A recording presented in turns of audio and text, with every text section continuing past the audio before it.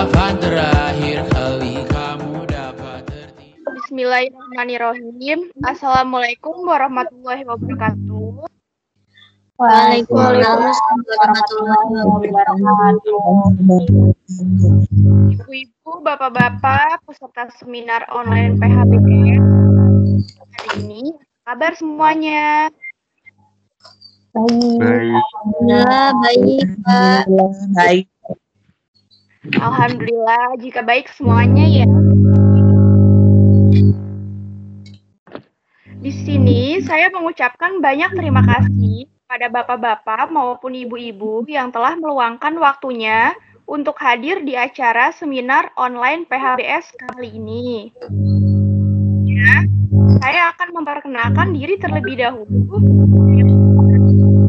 Mengisi jalannya seminar online PHBS kali ini, saya Diah Permatasari, Sarjana Farmasi lulusan dari Stikes Bani Saleh tahun 2019. Jadi langsung aja ya, kita ke acara inti yang sudah kita tunggu, yaitu materi diskusi yang nantinya juga akan ada sesi tanya jawab setelah materi. Nah, setelah aku berjalani acara, sebelumnya saya akan memperkenalkan pemateri kita, yaitu Ibu Apoteker Cindy Carlina, lulusan dari Universitas Indonesia tahun 2016. Untuk waktu dan tempat, saya silakan kepada Apoteker Cindy. Ya, bismillahirrahmanirrahim. Assalamualaikum warahmatullahi wabarakatuh. Waalaikumsalam warahmatullahi wabarakatuh. Ya, sebelumnya perkenalkan Bapak-bapak dan Ibu-ibu, saya Cindy Carlina. Saya di sini sebagai salah satu petugas kesehatan untuk memberikan penyuluhan tentang perilaku hidup bersih dan sehat ya. Saya di sini sebagai apoteker di salah satu puskesmas. Terima kasih atas waktunya. Nanti saya akan sedikit memberikan penjelasan mengenai apa itu perilaku hidup bersih dan sehat.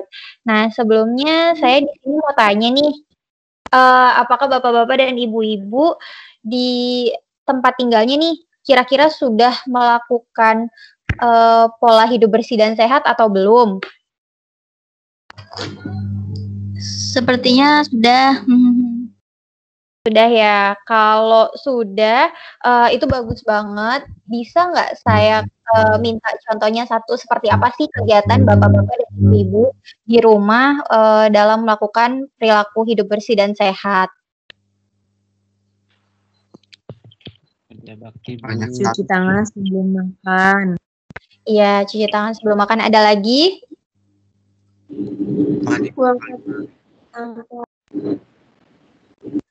Iya, kalau saya lihat di sini bapak-bapak dan ibu-ibu sudah melakukan pola hidup bersih dan sehat ya, sesuai tentang materi yang akan saya sampaikan hari ini gitu.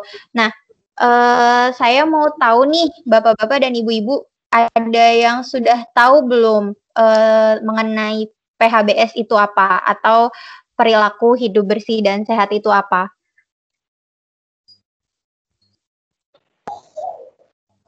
Nggak tahu, Bu. Nggak tahu ya, gitu. Karena masih awam ya yang membahas tentang perilaku hidup bersih dan sehat. Nah, di sini saya akan sedikit memberikan penjelasan mengenai apa itu PHBS, perilaku hidup bersih dan sehat. Nah, pada dasarnya perilaku hidup bersih dan sehat ini merupakan suatu perilaku yang dipraktikkan atas dasar kesadaran diri sendiri sebagai bentuk untuk mewujudkan kesehatan di lingkungan masyarakat. Nah, kesadaran diri kita sendiri bagaimana cara kita hidup bersih dan sehat gitu, bagaimana cara kita memberikan pengetahuan dan edukasi kepada anak dan keluarga atau saudara mengenai perilaku hidup bersih dan sehat. Nah, selanjutnya setelah kita mengetahui pengertian tentang perilaku hidup bersih dan sehat itu, kemudian tahu nggak sih bapak-bapak dan ibu-ibu mengenai tujuan dari PHBS sendiri itu apa? Biar nggak sakit, nggak gampang sakit. Biar nggak gampang sakit, pintar. Nah, Tujuan dari PHBS sendiri itu adalah menjadikan sebanyak mungkin, kalau perlu nih, semua anggota masyarakat dari berbagai lingkungan ya, nggak cuma dari kalangan keluarga kita aja, tapi semua masyarakat itu bisa meningkatkan kualitas perilaku kehidupan sehari-hari agar tujuannya itu meningkatkan kesehatan masyarakat, agar tujuan hidupnya bersih dan sehat. Seperti itu, Bapak-bapak dan Ibu-ibu.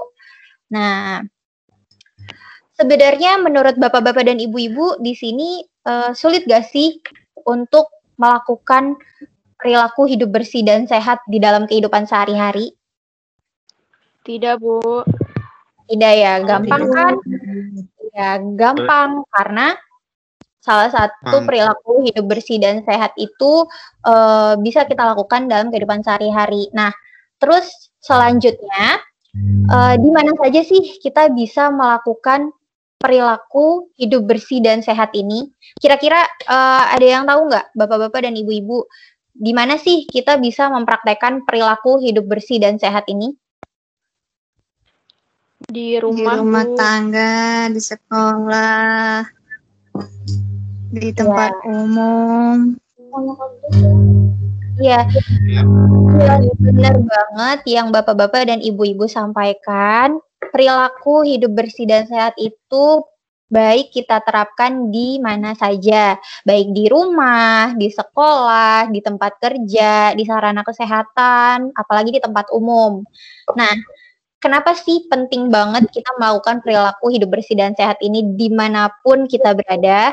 Karena tadi tujuannya untuk meningkatkan tingkat kesehatan di masyarakat yang optimal. Nah, yang pertama akan kita bahas adalah perilaku hidup bersih dan sehat di rumah tangga. Nah, ibu-ibu di sini yang udah berumah tangga nih, kira-kira di rumah udah mempraktikkan pola hidup bersih dan sehat belum? Sudah, Bu. Sudah. Kayaknya Bu. Sudah kayaknya. Kok kayaknya? Ya. Sudah seperti apa tuh, Bu? Salah satu perilaku hidup bersih dan sehat di rumah. Nyapu ngepel. Masak makanan bergizi. Makan makanan yang bergizi, masakin suami, masakin anak ya. Iya, benar banget. Itu penting banget dilakukan. Kenapa kita harus membiasakan pola hidup bersih dan sehat di rumah tangga? Karena di rumah itu merupakan salah satu tempat pertama yang kita datangi, tempat pertama yang kita jadikan tempat berkumpul dengan anak, dengan keluarga, dengan kerabat gitu. Oleh karena itu kita harus membiasakan gitu.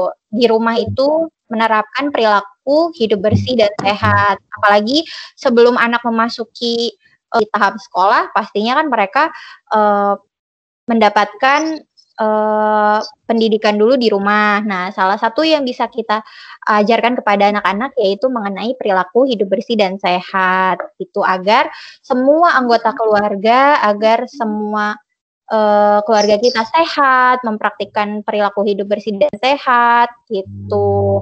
Semuanya pada mau kan keluarganya menerapkan pola hidup bersih dan sehat? Mau, Bu, pasti. Ya, harus mau ya, gitu. Karena biar anggota keluarga kita sehat. Oke. Nah, selanjutnya apa sih penerapan pola bersih dan sehat yang bisa kita terapkan di rumah? Ada yang tahu mungkin Bapak-bapak dan Ibu-ibu? Cuci tangan, Bu. Cuci tangan, jelas. Cuci tangannya pakai apa nih? Sabun. Sabun. Nah, terus selain itu ada lagi? Sering bersih-bersih. Sering bersih-bersih, iya benar banget. Nah, di sini untuk perilaku hidup bersih dan sehat di rumah itu ada 10 indikator ya, Bapak-bapak dan Ibu-ibu. Yang pertama bisa kita lihat contohnya seperti persalinan ditolong oleh tenaga kesehatan. Nah, ini harus ya, karena kenapa persalinan harus ditolong oleh tenaga kesehatan? Karena untuk memastikan kondisi ibu dan bayinya sehat, aman. Jadi memang harus dipastikan saat persalinan ditolong oleh tenaga kesehatan yang kompeten gitu. Selain itu apa? Selain persalinan pastinya juga memberikan ASI eksklusif pada bayi. Kira-kira ada yang tahu nggak nih ASI eksklusif itu berapa lama diberikannya kepada bayi? 2 tahun. 2 tahun.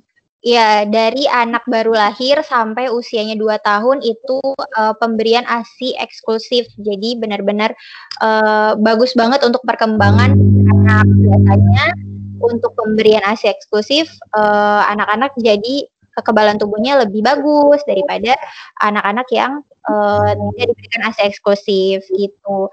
Selain itu apalagi? Pastinya selain diberikan ASI eksklusif, anak-anak dan bayi juga harus ditimbang secara rutin. Tujuannya untuk apa? Tujuannya untuk memantau apakah kondisi perkembangan anak-anak kita itu berjalan normal gitu. Dan dipastikan juga gizinya terpenuhi agar tidak terjadi gizi buruk. Seperti itu ya Bapak-bapak dan Ibu-ibu. Iya, Bu. Ya. Nah, selain memberikan ASI eksklusif dan penimbangan pada anak, jangan lupa di rumah juga kita harus menggunakan air yang bersih. Air yang bersih ini sangat penting sekali untuk kita gunakan karena nggak mungkin kan kita minum menggunakan air yang kotor gitu. Kita mandi menggunakan air yang kotor gitu. Jadi harus menggunakan air yang bersih. Dan juga kita harus mencuci tangan dengan sabun. Cuci tangannya juga nggak asal ya. Cuci tangannya harus dengan sabun. Minimal cuci tangannya 20 detik agar kuman-kuman yang ada di tangan kita ini bisa hilang seperti itu. Karena di tangan kita ini penuh sumber penyakit dan sumber kuman. Jadi kita harus memastikan tangan kita benar-benar bersih sebelum kita makan gitu, setelah kita beraktivitas, memegang sesuatu gitu. Apalagi pada saat kondisi pandemi seperti ini ya, jadi kita benar-benar harus menjaga kesehatan. Salah satu bentuknya yaitu dengan cara mencuci tangan dengan sabun dan air yang bersih. Selain itu juga kita harus menggunakan jamban yang sehat. Nah, kira-kira nih Bapak-bapak dan Ibu-ibu di kamar mandinya jambannya sudah bersih atau belum? Sudah, Bu, sudah. Sudah ya. Sudah. Menurut saya bersih. Oke, harus rutin dibersihkan ya, harus rutin dibersihkan karena sumber penyakit itu berasal dari jamban, bisa jadi dari jamban yang kurang bersih. Jadi banyak kuman dan bakteri yang bisa menyebar dari sana. Nah, selain itu apalagi? Selain itu memberantas jentik di rumah seminggu sekali, membuang kubangan air yang ada di kubangan-kubangan gitu, menutup tempat penampungan air. Agar apa? Agar terbebas dari demam berdarah. Nah, selain itu, selain kita harus melakukan pencegahan, kita juga harus memberikan asupan nutrisi yang baik. Karena jika kita hanya melakukan pencegahan, tapi konsumsi makanan yang kita konsumsi itu kurang baik, kurang optimal jadinya perilaku hidup bersih yang bersih dan sehat yang kita jalani. Nah, ibu-ibu dan bapak-bapak di sini kira-kira di rumahnya sudah diberikan makanan 4 sehat 5 sempurna belum? Sudah mungkin ya. Sudah ya, insya Allah udah ya. Semoga gizinya terpenuhi walaupun keadaan pandemi seperti ini. Amin. Nah, dan yang selanjutnya nih penting banget juga kita lakukan untuk mencapai pola hidup bersih dan sehat, yaitu melakukan aktivitas fisik setiap hari. Kalau misalkan nih biasanya ibu-ibu, aduh saya nyapu ngepel, itu udah termasuk aktivitas fisik belum ya gitu. Nah, itu juga udah termasuk aktivitas fisik karena melakukan gerakan, tapi ada baiknya bisa melakukan olahraga setiap pagi. Olahraga ringan aja, misalkan seperti berjalan-jalan atau jogging pagi sebentar 15 menit. Nah, itu sudah cukup. Biar apa? Biar imunitas kita, biar kesehatan kita juga stabil seperti itu. Nah, Selanjutnya yang terakhir adalah tidak merokok di dalam rumah. Nah, ini biasanya nih bapak-bapak nih yang suka ngerokok nih. Bapak-bapak di sini banyak yang merokok nggak, Pak? Enggak. Enggak. Banyak itu, Bu. Banyak. Merokok. Banyak ya. Gak apa-apa kok, Pak. Jujur aja kalau misalkan merokok gak apa-apa. Asal Bapak harus tahu efek merokok itu apa. Terus efek buruknya untuk Bapak dan untuk keluarga itu apa gitu. Karena sebenarnya merokok itu memang tidak baik ya. Untuk kesehatan sendiri aja gak baik. Apalagi untuk keluarga kita. Gitu. Kasian kan kalau misalkan bapaknya yang ngerokok tapi yang kena efeknya anak dan istrinya seperti itu. Jadi kalau bisa nih mulai dari sekarang dikurangin ya Pak yang masih merokok nih, bisa ya? Bisa, insya Allah dicoba ya. Nah, barusan saya menjelaskan tentang 10 perilaku hidup bersih dan sehat yang bisa diterapkan di rumah. Dari tadi kita membahas nih cuci tangan, masalah cuci tangan. Kira-kira Bapak dan Ibu di sini udah tahu belum sih cara cuci tangan yang baik dan benar? Gosok-gosok aja. Belum. Asal gosok-gosok aja ya. Pakai sabun aja. Ya. Cucinya pakai sabun, pokoknya asal bersih aja ya, gitu. Cuci tangannya sebelum makan, gitu ya. Nah, di sini saya akan sedikit mempraktikkan 6 langkah cuci tangan yang bisa Bapak dan Ibu praktikkan di rumah, terus nanti juga bisa diajarkan sama anaknya, gitu. Agar apa? Agar tangan kita benar-benar bersih dan terbebas dari kuman, gitu. Seperti apa sih cara cuci tangan yang baik dan benar? Yang pertama, kita usap telapak tangan. Nah, pakai sabun ya, ceritanya nih udah pakai sabun, terus nanti sabunnya diratakan di telapak tangan, kemudian habis diratakan di telapak tangan, di punggung tangannya kedua tangan ya, kanan dan kiri. Setelah itu sela-sela jari, kemudian tadi sela-sela jari, gosok buku jari yang ini. Nah, cara bergantian. Setelah itu usap juga ibu jari dengan cara diputar-putar seperti ini keduanya. Kemudian jangan lupa ini yang paling sering dilupakan yaitu sela-sela kuku atau ujung kuku jari tangan. Nah, ini kan biasanya makanan-makanan suka nempel ya di situ. Jadi ini penting untuk dibersihkan. Jadi kuku-kuku jari juga harus dibersihkan seperti itu. Yang terakhir jangan lupa dibilas pakai air mengalir. Seperti itu ya Bapak-bapak dan Ibu-ibu. Iya. Baik, Bu. Baik. Ya, Nah, oke. Selanjutnya selain mencuci tangan 6 langkah tadi, yang seperti saya bilang di awal, kita juga harus menggunakan jamban yang sehat. Karena apa? Lingkungan yang bersih, sehat, itu akan meminimalkan penyebaran penyakit. Nah, di sini bapak-bapak dan ibu-ibu nggak ada yang buang air besar sembarangan kan? Semuanya buang air besarnya di kamar mandi kan? Iya, alhamdulillah sudah. Iya, alhamdulillah ya. Jangan buang air besar maupun buang air kecil di tempat sembarangan karena nanti kuman-kuman yang ada di kotoran kita itu nanti akan menyebar.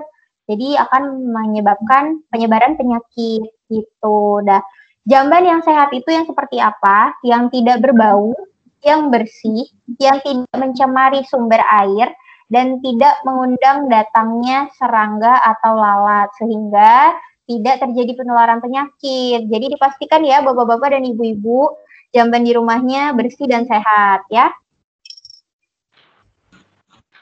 Oke. Iya, Bu. Nah, selanjutnya nih kira-kira di rumah bapak-bapak dan ibu-ibu ada masalah air nggak? Airnya suka keruh. Airnya suka keruh. Nah, kalau misalkan airnya keruh gitu, itu artinya airnya tidak sehat atau airnya kotor secara fisik ya. Nah, di sini saya juga menampilkan perbedaan antara air kotor dan air bersih. Seperti apa? Nah, secara fisik aja udah beda ya. Kalau air yang kotor itu dia sudah jelas warnanya keruh. Sudah pasti berbau dan rasanya itu nggak enak. Jika dicium itu nggak enak. Nah, sementara air yang bersih itu dia nggak ada baunya, terus dia nggak keruh, dan rasanya juga tawar aja seperti air biasa gitu. Jadi kalau misalkan di rumah ibu nih, misalkan air kerannya, aduh air kerannya keruh nih gitu, nggak bagus. Nah, bisa dicari alternatif lain, misalkan cari lihat dulu deh sumber terdekatnya di tetangganya apakah sama gitu. Nah, kalau misalkan sama, mungkin bisa membeli air pump yang lebih jernih seperti itu, karena air yang kita gunakan juga mempengaruhi diri kita ya, kehidupan kita. Karena nggak mungkin kan kita menggunakan air yang kotor gitu, pasti kita maunya menggunakan air yang bersih itu. Selanjutnya, saya akan menjelaskan mengenai perilaku hidup bersih dan sehat di sekolah. Nah, kenapa sih penting banget perilaku hidup bersih dan sehat di sekolah? Kira-kira bapak-bapak dan ibu-ibu ada yang bisa memberikan penjelasannya?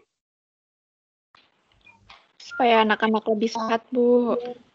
Ya, supaya anak-anak lebih sehat. Selain itu apa lagi?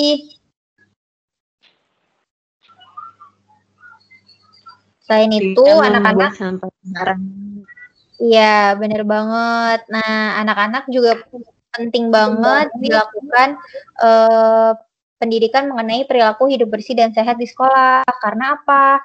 Karena biasanya kan mereka kalau di sekolah lebih dilepas ya sama orang tuanya. Jadi penting banget untuk anak-anak diajarkan mengenai perilaku hidup bersih dan sehat di sekolah agar mereka lebih sadar betapa pentingnya hidup bersih dan sehat itu.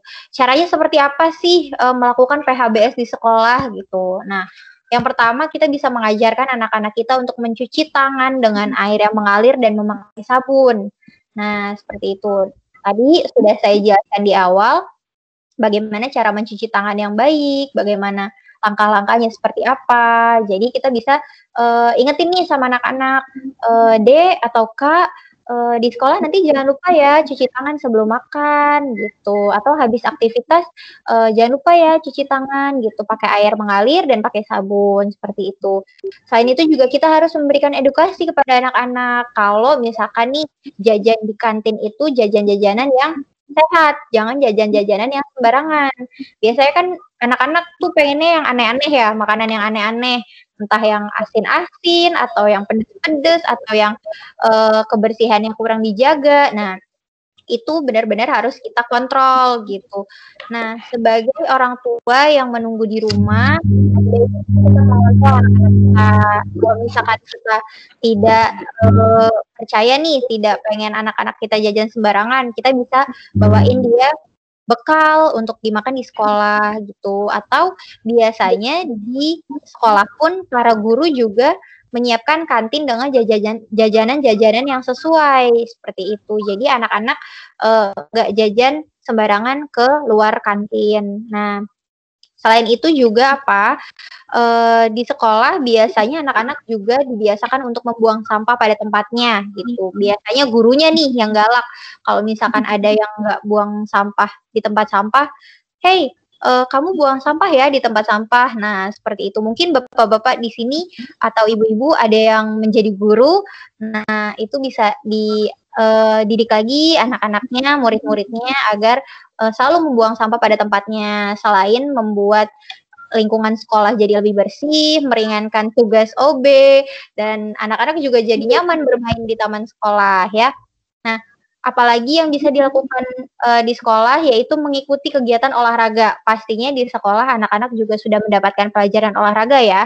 Nah, itu penting banget karena apa? Karena untuk menjaga kebugaran anak-anak. Biasanya kan anak-anak ada yang suka gampang sakit. Nah, dengan mengikuti olahraga, sedikit demi sedikit imunitasnya lebih terjaga. Seperti itu Bapak-bapak dan Ibu-ibu. Nah, selanjutnya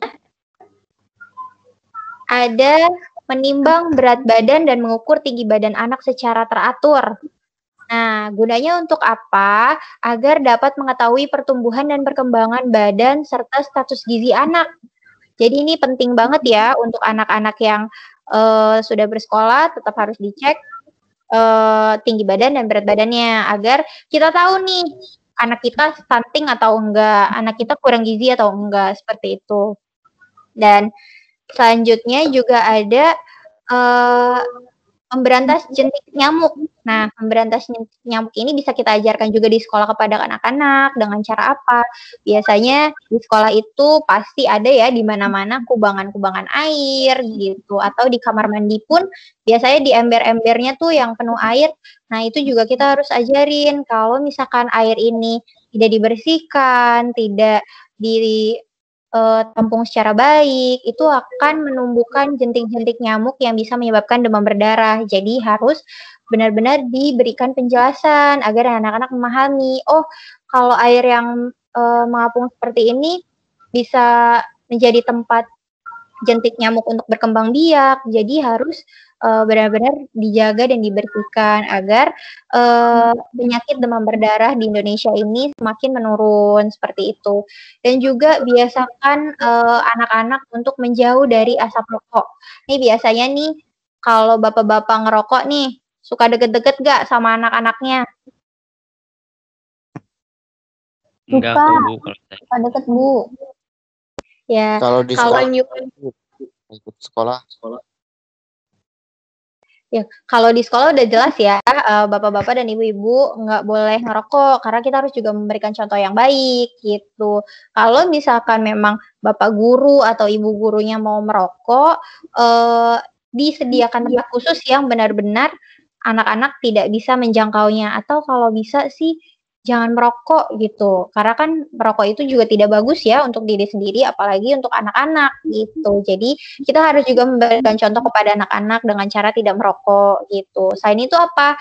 Lagi toiletnya juga harus bersih. Biasanya toilet-toilet di sekolah nih yang paling sering kotor karena biasanya anak-anak habis pipis atau habis buang air besar dia langsung asal siram aja gitu, nggak peduli itu masih ada kah atau masih berbau. Nah, seperti itu, hal-hal kecil seperti itu yang harus kita ajarkan kepada anak-anak di sekolah, yaitu dengan cara mengingatkan dia gitu, kalau ke kamar mandi harus disiram ya, harus dibersihkan, karena lingkungan sekolah yang sehat akan menghasilkan pertumbuhan anak-anak yang sehat juga, seperti itu. Nah, selain tadi sudah dibahas PHBS di rumah, PHBS di sekolah, dan selanjutnya ada perilaku hidup bersih dan sehat di tempat kerja. Nah, di sini bapak-bapak dan ibu-ibu semuanya bekerja atau sekarang lagi kerjanya di rumah nih? Di rumah.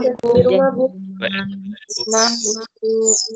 Ya, lagi kerja di rumah ya karena pandemi seperti ini. Iya, Bu. Iya. Betul. Nggak apa-apa, walaupun lagi kerja di rumah, tapi bukan berarti produktivitas kerja kita menurun ya, gitu. Nah, kalau misalkan sebelum masa pandemi kita melakukan kerja di kantor, gitu misalkan.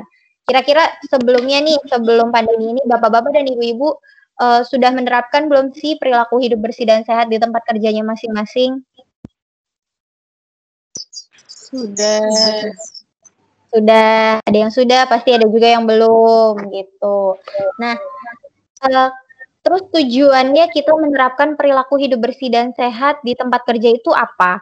Manfaat PHBS di tempat kerja itu agar para pekerjanya mampu meningkatkan kesehatan dan tidak mudah sakit. Nah, kalau misalkan karyawan-karyawannya, pekerja-pekerjanya itu nggak mudah sakit, berarti kan produktivitas kerjanya juga meningkat. Dan akhirnya meningkatkan tempat kerja yang kinerjanya positif, yang bagus, yang baik, seperti itu. Nah, kan nggak ada juga ya tempat kerja yang mau karyawannya sakit gitu. Pasti mereka semuanya mau karyawannya itu sehat, agar produktivitas kerjanya juga bagus, seperti itu. Lalu, gimana sih cara kita menerapkan perilaku hidup bersih dan sehat di tempat kerja? Nah, salah satunya seperti apa? Selain cuci tangan dengan sabun, itu sudah pasti. Terus mengkonsumsi makanan yang bergizi dan seimbang, itu juga sudah pasti. Tidak merokok, lagi-lagi tidak merokok ya, untuk bapak-bapak mungkin yang sering merokok. Ayo kita sama-sama memperbaiki pola hidup sehat kita, karena merokok itu tidak baik ya. Selain itu juga mungkin bapak-bapak dan ibu-ibu di sini yang kerjanya di depan komputer atau yang kebanyakan duduk. Nah, coba sesekali di tempat kerja nanti melakukan aktivitas fisik kayak berjalan-jalan. Jadi selama kerja itu tidak benar-benar hanya duduk aja gitu. Karena itu juga mengganggu kesehatan ya. Kalau misalkan kita terus-terusan duduk tetap layar komputer seperti itu. Jadi kita harus selingi minimal jalan-jalan kecil gitu sama 5 menit atau 10 menit gitu. Nah, selanjutnya kita juga harus membuang sampah pada tempatnya. Nah, biasanya nih kalau misalkan orang kerja di kantor gitu, suka punya tempat sampah kecil di tempatnya di bawah gitu. Nah, itu biar apa? Biar sampahnya tuh nggak nyebar kemana-mana gitu. Selain itu apalagi meminimalkan penggunaan kendaraan pribadi dan mementingkan transportasi umum. Ini juga penting banget ya, karena apa? Karena efeknya juga bukan untuk kita, tapi untuk lingkungan kita gitu. Coba bayangkan kalau misalkan masyarakat di Indonesia ini semuanya kerja bawa kendaraan pribadi, baik motor atau mobil gitu. Belum lagi macetnya, pasti udah lebih macet. Terus polusi udaranya juga meningkat. Nah, untuk itu disarankan juga kita menggunakan transportasi umum agar mengurangi tingkat kemacetan dan mengurangi tingkat polusi udara seperti itu. Atau kalau misalkan sekarang nih kan lagi banyak ya orang-orang naik sepeda gitu, olahraga sepeda. Boleh dicoba tuh bapak-bapak dan ibu-ibu kalau misalkan mau berangkat kerja naik sepeda gitu. Jadi berangkat kerjanya lebih awal, selain kan bisa olahraga juga, bisa nikmatin udara pagi juga, itu lebih fresh gitu. Dan mengurangi penggunaan plastik dan styrofoam. Nah, biasanya nih bapak-bapak dan ibu-ibu kalau makan dibungkus gitu, biasanya kan suka pakai plastik atau styrofoam ya. Nah, itu dikurangin. Kalau misalkan cara nguranginnya gimana? Bisa kita bawa tempat makan sendiri. Kalau misalkan nggak mau masak dari rumah, kita bawa tempat makannya aja gitu, kotak makan gitu. Nanti kita bisa makan di luar pakai kotak makan kita gitu. Atau kalau misalkan itu posisinya makan tidak di rumah makan ya, rumah makan yang tidak menyediakan tempat makan gitu. Jadi kita bisa membawa tempat makan sendiri seperti itu. Nah, selain ke-7 yang tadi sudah saya bacakan, yang terakhir juga kita harus mematikan komputer jika sudah selesai digunakan. Nah, terus memanfaatkan kertas-kertas yang bisa dimanfaatkan kembali. Karena untuk apa? Karena biar tidak terjadi pencemaran, tidak terjadinya peningkatan dan penumpukan sampah gitu. Jadi misalkan nih, aduh salah ngeprint kertas gitu. Nah, biasanya kan di baliknya itu kertasnya masih kosong. Jadi bisa dimanfaatkan, misalkan dibikin note kecil-kecil gitu, atau dibuat print yang belum fixnya seperti itu ya. Nah, kemudian ada lagi nih perilaku hidup bersih dan sehat di sarana kesehatan. Nah, seperti apa sih perilaku hidup bersih dan sehat di sarana kesehatan? Kita juga bisa melakukannya itu untuk meningkatkan kualitas hidup pasien ya. Biasanya di sarana kesehatan itu seperti puskesmas atau rumah sakit. Nah, itu kan pasti banyak pengunjung atau masyarakat yang ingin berobat kan. Di mana di sana itu tingkat penularan penyakitnya lebih rawan biasanya. Jadi penting banget untuk petugas-petugasnya melakukan perilaku hidup bersih dan sehat gitu, agar sarana kesehatannya juga baik, bersih, sehat gitu, dan mencegah penularan penyakit di sarana kesehatan seperti itu. Nah, perilaku hidup bersih dan sehat yang bisa dilakukan di sarana kesehatan itu seperti apa aja? Yang pertama pastinya menggunakan air bersih. Habis itu mencuci tangan dengan sabun. Nah, mencuci tangan dengan sabun ini penting banget ya, karena ini salah satu hal yang benar-benar membantu banget untuk menerapkan perilaku hidup bersih dan sehat. Habis itu, selain itu kita juga harus menggunakan jamban yang bersih. Seperti tadi, nggak dimanapun kita juga harus menggunakan jamban yang bersih. Selain itu kita juga harus membuang sampah pada tempatnya agar tidak terjadi pencemaran lingkungan. Kemudian tidak disarankan merokok juga di rumah, di sekolah, di tempat kerja, apalagi di sarana kesehatan ya, yang memang notabene sarana kesehatan itu dikunjungi oleh masyarakat yang membutuhkan pengobatan. Masa di sana ada orang merokok sih, kan tidak, kurang etis lah, kurang membantu untuk menerapkan pola hidup bersih dan sehat gitu. Selain itu juga tidak meludah sembarangan. Karena apa nih? Karena kuman dan bakteri itu tidak hanya terdapat di tangan, tapi ada juga di air liur kita. Nah, kalau misalkan kita meludah sembarangan, terus ternyata di air liur kita itu terdapat kuman dan virus dan bakteri, itu bisa menyebar kemana-mana. Mengakibatkan apa? Mengakibatkan penularan penyakit, seperti itu. Dan juga penting untuk sarana kesehatan memberantas jentik nyamuk untuk menurunkan tingkat penyebaran penyakit demam berdarah. Seperti itu ya, Bapak-bapak dan Ibu-ibu. Ya, Bu. Iya. Iya, Bu. Nah, masih pada semangat kan Bapak-bapak dan Ibu-ibu? Semangat. Masih, Bu. Masih, Bu. Semangat. Ya. Masih ya, demi mewujudkan hidup yang bersih dan sehat ya. Kita harus semangat, kita harus tahu nih apa aja langkah-langkah biar hidup kita itu lebih baik lagi, lebih sehat lagi, seperti itu ya. Nah, tadi saya sudah menjelaskan tentang perilaku hidup bersih dan sehat di rumah tangga, di sekolah, terus di tempat kerja, kemudian di sarana kesehatan. Nah, selanjutnya saya akan menjelaskan tentang perilaku hidup bersih dan sehat di tempat umum. Nah, di tempat umumnya yang seperti apa nih gitu, yang bisa kita terapkan perilaku hidup bersih dan sehat. Di tempat umumnya itu di mana aja ya? Karena namanya tempat umum pasti banyak masyarakat yang mengunjungi gitu, banyak masyarakat yang lalu lalang gitu. Oleh karena itu tetap harus dilakukan perilaku hidup bersih dan sehat. Misalkan nih kayak di pasar, di tempat ibadah, di stasiun, di mall. Nah, itu harus diterapkan perilaku hidup bersih dan sehat. Jadi agar kita mencegah diri kita sendiri deh gitu, mencegah diri kita sendiri agar penularan penyakit itu tidak kemana-mana gitu kan, jadinya tempat-tempat yang kita kunjungi itu tempat-tempat yang sehat seperti itu ya.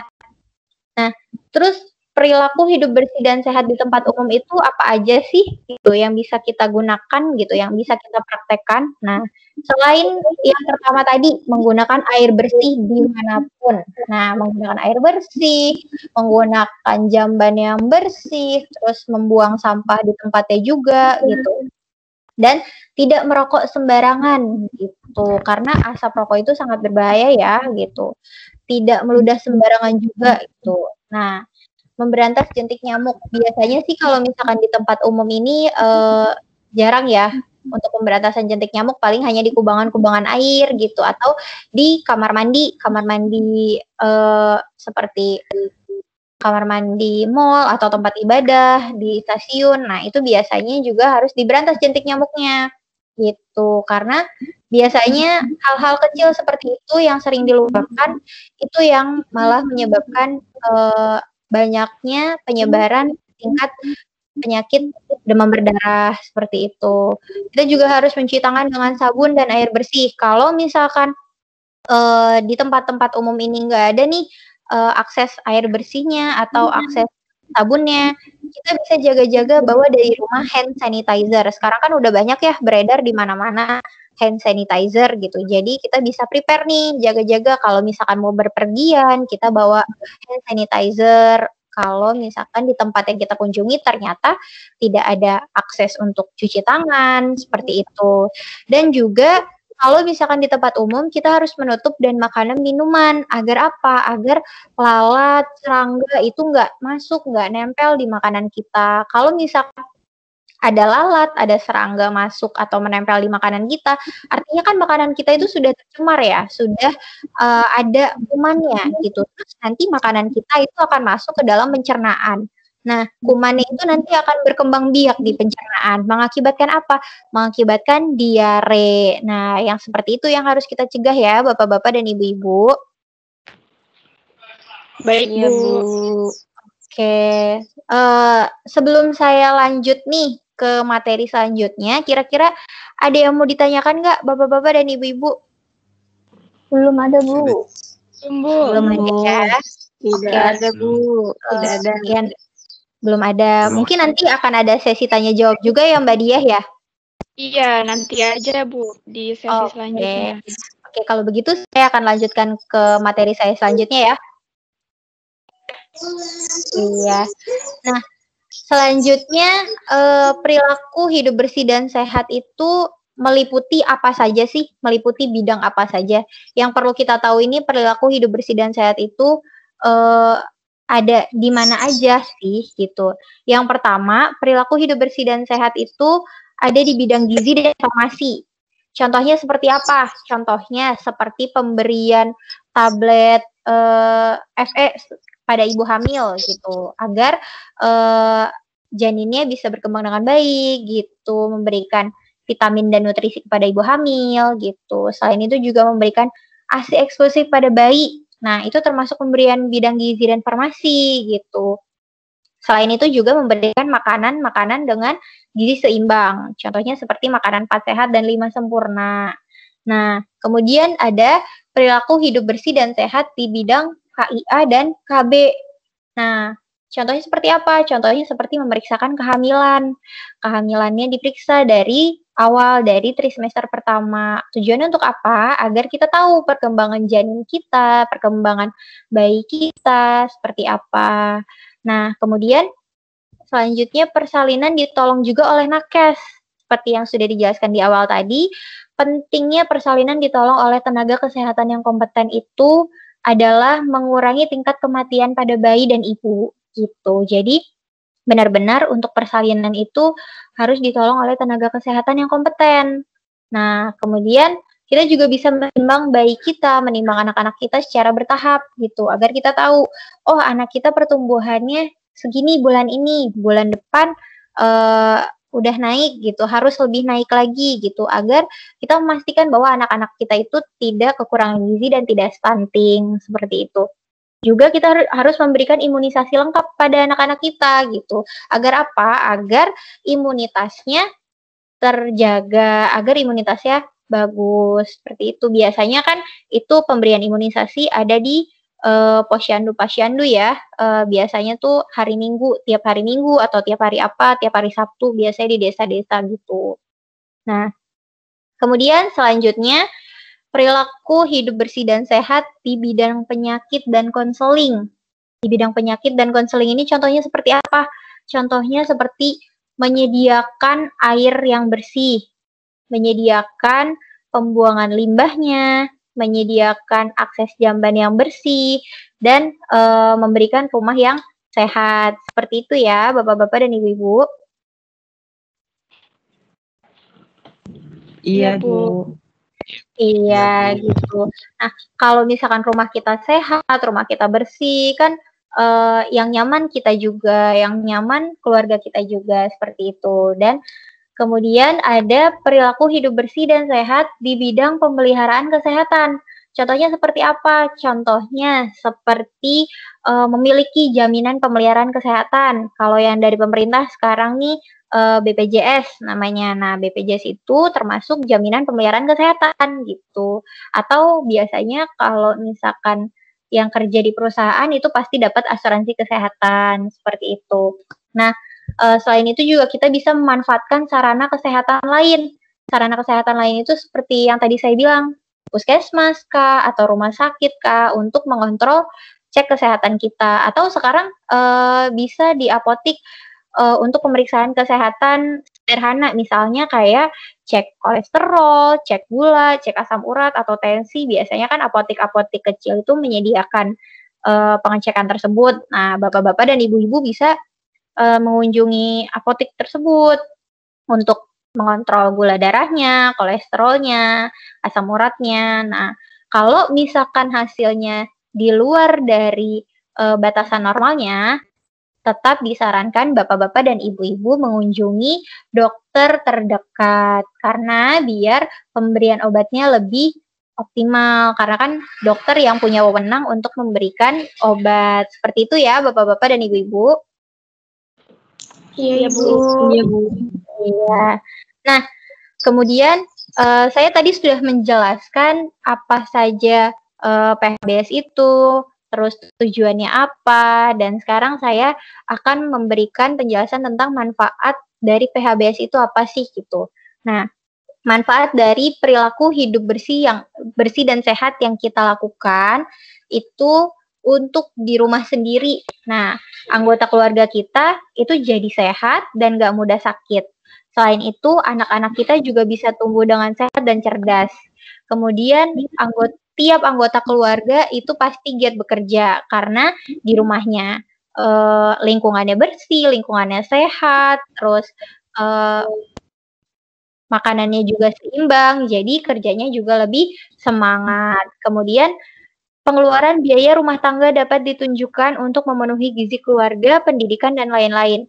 Ya, ini salah satu manfaat yang paling penting ya. Biasanya ibu-ibu nih yang kontrol keuangan rumah tangga. Nah, ibu-ibu di sini bisa mengontrol nih. Oh, jatah bulanan saya sekian. Berarti untuk memenuhi gizi keluarga saya dengan memberikan makanan 4 sehat dan 5 sempurna itu seperti ini, seperti ini, seperti ini. Kayak gitu ya. Nah, kemudian manfaat perilaku hidup bersih dan sehat di masyarakat. Contohnya apa? Misalkan di masyarakat kita mampu mengupayakan lingkungan yang sehat. Karena lingkungan yang sehat, berarti masyarakatnya juga masyarakat yang sehat. Kemudian kita juga mampu mencegah nih dan menanggulangi masalah-masalah kesehatan. Seperti itu. Karena banyak penularan penyakit yang menyebar di masyarakat gitu. Kita juga bisa memanfaatkan pelayanan kesehatan yang ada seperti yang dicontohkan tadi seperti puskesmas atau rumah sakit. Kalau misalkan ada nih tetangga kita atau kita pribadi lagi nggak enak badan, kita bisa langsung mengunjungi klinik, puskesmas atau rumah sakit terdekat seperti itu. Dan di masyarakat biasanya nih di desa-desa ada program pengembangan seperti kamar mandi kecil gitu, kamar mandi kecil atau posyandu atau arisan jamban seperti itu. Nah, itu penting banget untuk apa? Untuk menunjang kesehatan di masyarakat, menunjang dan mencegah penyakit-penyakit menular di masyarakat. Seperti itu. Nah, selanjutnya kita kan sudah tahu nih bagaimana manfaat dari perilaku hidup bersih dan sehat itu seperti apa. Nah, kira-kira ada yang tahu nggak, bapak-bapak dan ibu-ibu, bagaimana jika perilaku hidup bersih dan sehat tidak kita lakukan? Gampang sakit. Jadi gampang sakit. Gampang sakit. Selain itu,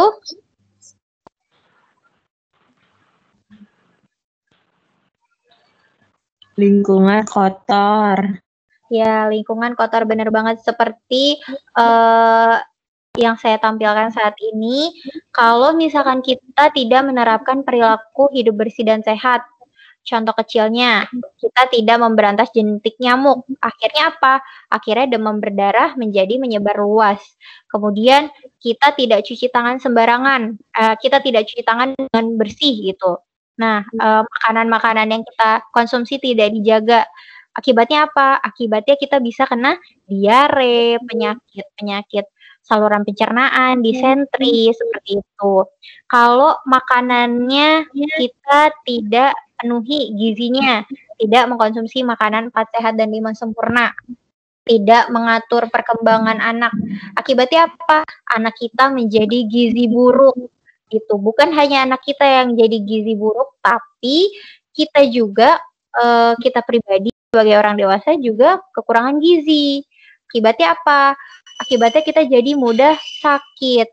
Nah, penyakit jadi gampang menular, seperti itu. Selain itu juga, kalau misalkan kita nggak buang sampah pada tempatnya, contohnya bisa menyebabkan banjir, gitu. Terus pencemaran lingkungan, nah seperti itu. Lalu gimana kalau misalkan kita melakukan pola hidup bersih dan sehat?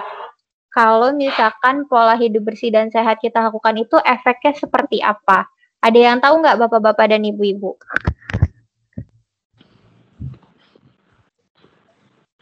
Belum tahu. Tidak, Bu. Belum tahu ya. Kalau pola hidup bersih dan sehat kita lakukan secara rutin, kita lakukan secara terus-menerus, bukan hanya kita yang menikmati, tapi lingkungan kita, keluarga kita, masyarakat yang lain juga ikut menikmati. Nah, lingkungan kita bersih, aman, pada mau kan semuanya kalau lingkungannya bersih dan sehat? Mau, Bu.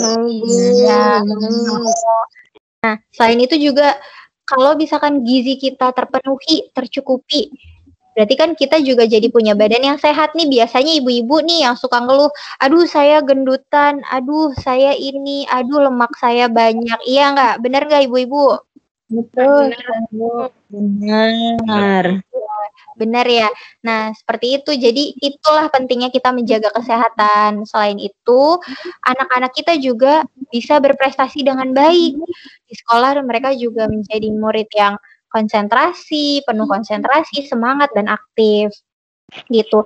Nah, selain itu juga penting banget melakukan pola hidup bersih dan sehat karena bisa menjaga keluarga kita agar bisa menikmati masa tuanya dengan baik. Karena kalau misalkan kita sudah menerapkan pola hidup bersih dan sehat, kemungkinan kita yang sehat ini bisa menikmati hidup yang lebih panjang gitu karena pola makannya terkontrol, lingkungannya bersih, seperti itu. Kan insya Allah kita maunya sehat ya, sehat gitu, bisa ngelihat anak cucu dan tumbuh, ya nggak? Benar nggak bapak-bapak dan ibu-ibu? Betul. Ya, benar. Nah, semoga bapak-bapak dan ibu-ibu di sini semuanya sehat ya. Amin. Ya, amin. Selain itu juga produktivitas kerjanya kan juga meningkat kalau kita menerapkan perilaku hidup bersih dan sehat. Nah, jadi bapak-bapak dan ibu-ibu di sini mau pilih yang mana? Mau pilih menerapkan pola hidup bersih yang sehat atau tidak menerapkan pola hidup bersih dan sehat? Menerapkan, Bu. Menerapkan. Ya, tadi kan sudah saya compare juga nih yang tidak menerapkan PHBS seperti ini loh dan yang menerapkan PHBS seperti ini. Jadi ibu-ibu dan bapak-bapak mau pilih yang mana? Saya serahkan ke bapak-bapak dan ibu-ibu. Saya terutama lebih memilih untuk menerapkan perilaku hidup bersih dan sehat karena bukan hanya untuk kita pribadi yang baik, tapi untuk keluarga kita, untuk masyarakat kita, semuanya hidup sehat dan bersih. Seperti itu ya, bapak-bapak dan ibu-ibu. Iya, Bu. Ya, jadi mulai sekarang, ayo kita gerakan perilaku hidup bersih dan sehat, gerakan masyarakat yang sehat, agar lingkungan kita juga terjaga bersih dan sehat. Seperti itu. Bisa ya bapak-bapak dan ibu-ibu? Bisa, Bu. Insya Allah. Ya, insya Allah harus bisa ya. Oke, mungkin itu saja penjabaran dan penjelasan dari saya sedikit tentang perilaku hidup bersih dan sehat. Untuk selanjutnya mungkin akan saya kembalikan kepada Mbak Diah selaku moderator. Terima kasih Mbak Diah atas waktunya. Saya kembalikan lagi ke Mbak Diah.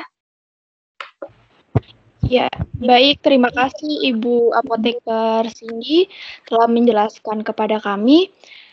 Selanjutnya, apa ibu-ibu bapak-bapak masih bersemangat nih? Semangat. Semangat, harus semangat ya bapak-bapak dan ibu-ibu.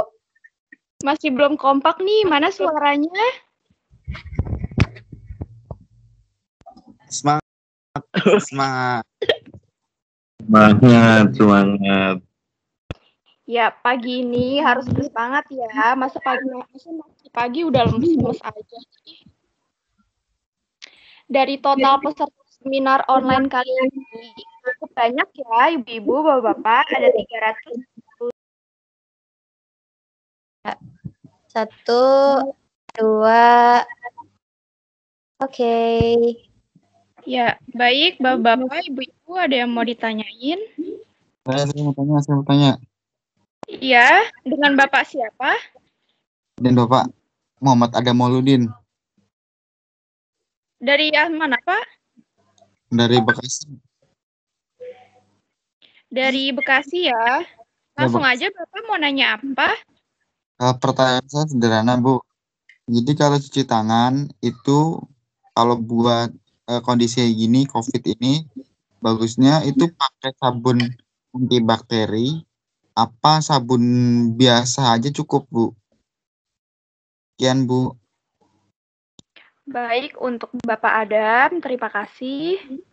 Mungkin langsung saja ya dijawab untuk Ibu Cindy.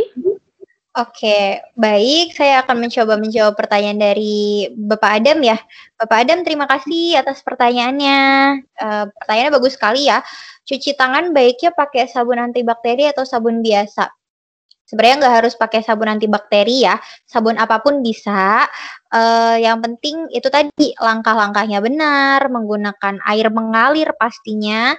Terus juga kalau bisa disarankan memang lebih baik pakai sabun cair daripada sabun batangan karena sabun cair lebih kecil kemungkinan terkontaminasi kumannya daripada sabun yang batangan. Seperti itu Pak Adam. Apakah penjelasannya bisa diterima?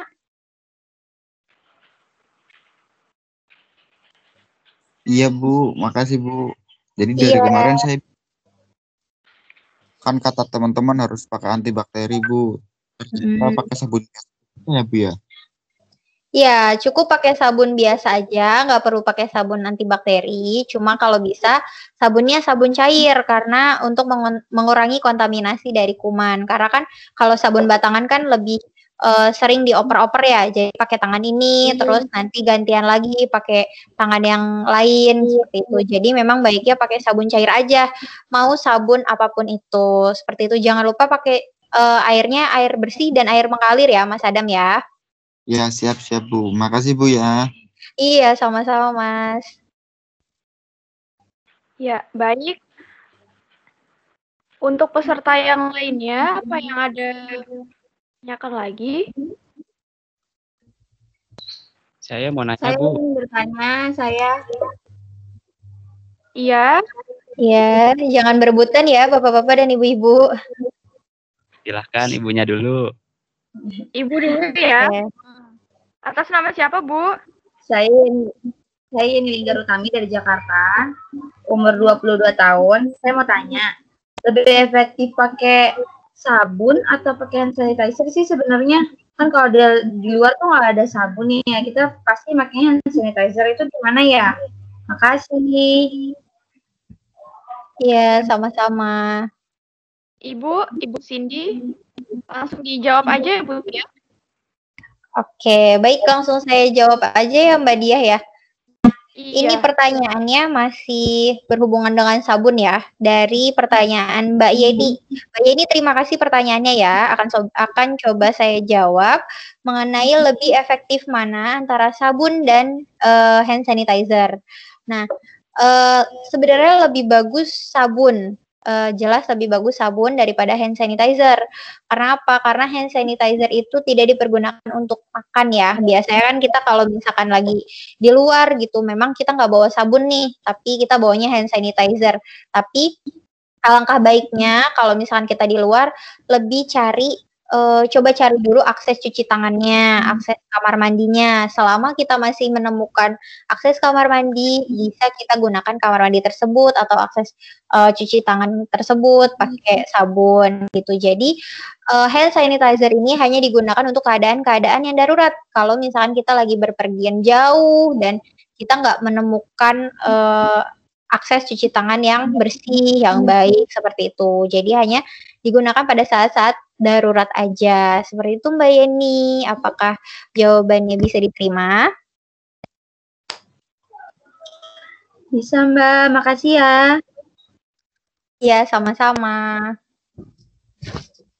Ya, untuk selanjutnya, tadi ada yang mau ditanyakan lagi ya dari bapak-bapak ya ini ya. Iya, saya Bu. Saya mau Iya. nanya. Iya, silakan. Dengan Nama Bapak saya siapa? Bapak Rizal Bu dari Cikarang. Ini saya mau nanya Bu. Ya, saya mau Ya. nanya. Sekarang kan lagi banyak penyemprotan desinfektan. Nah, itu termasuk PHBS nggak sih Bu? Apakah itu bagus atau enggak gitu Bu? Masih bingung saya. Udah, itu aja deh. Tanya sekian. Mohon maaf Mas Rizal, pertanyaannya bisa diulang? Suaranya terputus. Waduh. Saya mau nanya. Tadi kan tentang PHBS ini buat penyemprotan desinfektan itu termasuk atau enggak Bu? Soalnya kan saya baca-baca tuh katanya kurang bagus itu Bu. Itu. Oke, itu saja pertanyaannya. Iya Bu, itu aja. Ya, baik. Terima kasih Mas Rizal ya. Mas Rizal atas pertanyaannya bagus banget. Ini pertanyaannya mengenai penyemprotan desinfektan ya. Nah, untuk penyemprotan desinfektan sendiri itu memang sebagai tindakan pencegahan gitu. Karena di masa-masa pandemi seperti ini, penyemprotan desinfektan itu dirasa perlu dilakukan. Tapi penyemprotan yang seperti apa? Penyemprotan untuk benda-benda yang sering dipegang. Contohnya gagang pintu atau kursi gitu, atau stang mobil, kaca gitu, jendela. Nah, benda-benda yang seperti itu yang bisa disemprotkan, tidak untuk ke badan kita gitu. Nah, itu tidak disarankan karena bisa menyebabkan iritasi gitu. Nah, kalau Masnya mungkin mau nih melakukan penyemprotan di rumah sendiri gitu, tanpa memanggil petugas penyemprotan, bisa caranya dengan membuat desinfektan sendiri. Sekarang kan banyak ya tutorial penyemprotan desinfektan sendiri itu. Nah, Masnya bisa bikin tuh dengan cara apa? Misalkan di rumah punya super pel atau super sol. Nah, itu bisa dipakai dengan cara mencampurkannya dalam 1 liter air. Biasanya 8 sampai 10 sendok itu dicampur 1 liter. Nah, biasanya seperti itu. Itu sudah bisa digunakan menjadi penyemprotan desinfektan sendiri. Jadi Masnya nggak perlu repot-repot keluar beli semprotan desinfektan karena kan sekarang semprotan desinfektan harganya juga cukup mahal ya. Nah, kita bisa nih memanfaatkan bahan-bahan yang ada di rumah itu sebagai penyemprotan desinfektan sendiri. Seperti itu Mas Rizal, apakah jawabannya bisa membantu? Oh, gitu ya Bu. Iya. Makasih ya Bu. Iya, sama-sama Mas.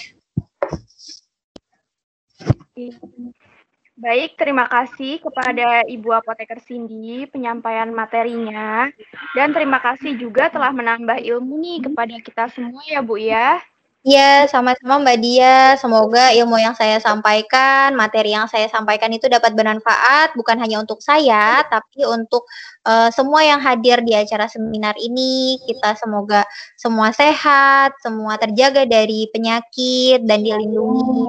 Dan kita juga bisa menerapkan pola hidup bersih dan sehat seperti itu. Iya Ibu. Baik, acara akan segera saya tutup. Terima kasih kepada penanya yang telah aktif maupun yang telah menghadiri seminar online hingga akhir. Nah, untuk seminar online PHBS kali ini, kami ada hadiah menarik ya Bu ya. Bagi peserta yang aktif ada jalannya seminar online ini Bu. Dan nantinya para peserta itu akan kami berikan sertifikat online yang dikirimkan melalui email pribadi ibu-ibu maupun bapak-bapak sekalian. Ya, mungkin itu saja yang dapat saya sampaikan. Apabila ada salah kata ataupun perbuatan dari pemateri ataupun saya selaku moderator, sekali lagi saya ucapkan maaf. Ya, akhir kata saya tutup ya seminar online ini. Saya ucapkan wabillahi taufiq wal hidayah. Assalamualaikum warahmatullahi wabarakatuh. Waalaikumsalam warahmatullahi wabarakatuh. Waalaikumsalam warahmatullahi wabarakatuh. Terima kasih Mbak Dia, terima kasih Bapak-Bapak dan Ibu-Ibu atas waktunya.